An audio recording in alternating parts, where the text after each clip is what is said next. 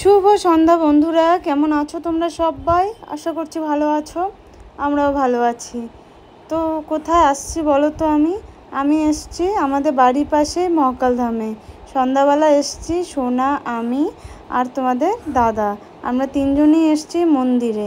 তো এসে দেখি মন্দিরে কীর্তন হচ্ছে।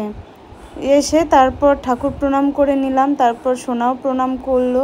এই যে তোমাদের কি বলবো, মন্দিরে এসে মনটা যে এত ভালো হয়ে যায় না, মানে কি বলে যে আমি তোমাদের বোঝাবো।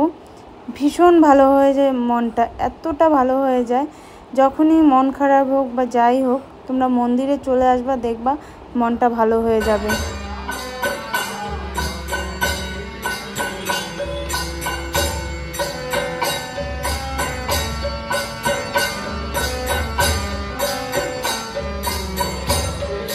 তো দেখো চলে এসছি বাড়িতে, আর সকাল থেকে উঠেই দেখো সোনার এসছে জ্বর আর সর্দি, ঠান্ডা লেগে গেছে। তার থেকে ঠান্ডার থেকে জ্বরটাও এসছে। তো শরীরটা খুবই খারাপ সকাল থেকে, ওই জন্য আমি আর কোনো ব্লগও করিনি আজকে। তোমাদের কেমন লাগলো ছোট ব্লগটা জানাবে কমেন্ট করে। তো চলো, সবাইকে টাটা, বাই, সবাই ভালো থেকো, সুস্থ থেকো।